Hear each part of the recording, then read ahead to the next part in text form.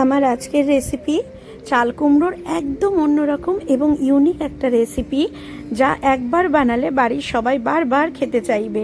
দক্ষিণী চাল কুমড়ো বা সাউথ ইন্ডিয়ান চাল কুমড়োর ঘন্ট। এর জন্য প্রথমেই যেটা করতে হবে সেটা একটা কচি চাল কুমড়ো নিয়ে তাকে খোসা ছাড়িয়ে ডাইস করে বা চৌকো চৌকো করে কেটে নিতে হবে। এই রেসিপিটা ভাত, রুটি, পোলাও সব কিছুর সাথে খুব ভালো লাগে খেতে। একবার বানিয়ে দেখুন, আমি গ্যারান্টি দিচ্ছি সবাই বারবার খেতে চাইবে এই রেসিপি। এর জন্য প্রথমেই যেটা করতে হবে, একটা চাল কুমড়োকে ডাইস করে কেটে নিতে হবে 4 টেবিল স্পুন টক দই ভালো করে ফেটিয়ে, হাফ মালাই নারকেল, 2 চা চামচ কালো সর্ষে, 1 চা চামচ মৌরি, 1/4 টিস্পুন বা 1 চামচের 4 ভাগের 1 ভাগ মেথি, নুন, চিনি, কাঁচা লঙ্কা।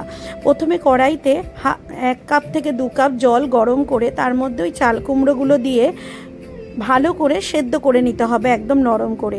এই সময় কিন্তু কোনো রকম নুন বা হলুদ দেওয়া যাবে না।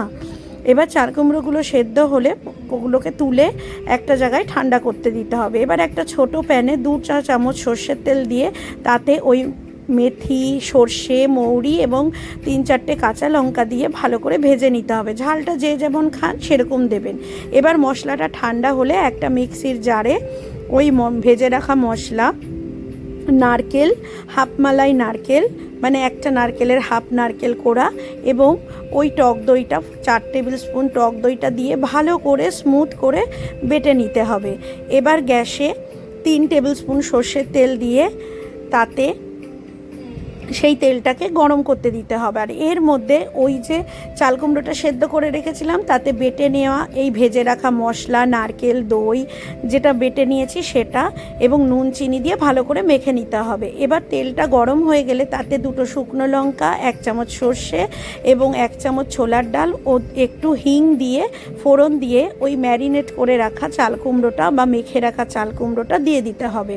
এবার চাল কুমড়োটাকে ভালো করে গ্যাসের মধ্যে মিশিয়ে নিয়ে 10 মিনিট ধরে প্রথমে হাই আছে এবং পরে স্লো টু মিডিয়াম আছে একদম শুকিয়ে ফেলতে হবে। যখন চাল কুমড়োর সাইড থেকে তেল বেরোতে শুরু করবে তখন ওতে 3-4টে কাঁচা লঙ্কা ও 1 চামচ ঘি দিয়ে 10 মিনিট ঢেকে রাখতে হবে গ্যাসটা বন্ধ করে। তারপরে নামিয়ে নিলেই তৈরি হয়ে গেল আমাদের দক্ষিণী চাল কুমড়ো বা সাউথ ইন্ডিয়ান চাল কুমড়োর ঘন্ট।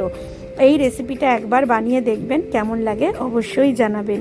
আর এই ধরনের রেসিপি কেমন লাগে সেটাও অবশ্যই বলবেন। আর এটা ভাত, রুটি, পোলাও সব কিছুর সাথে ভালো লাগে।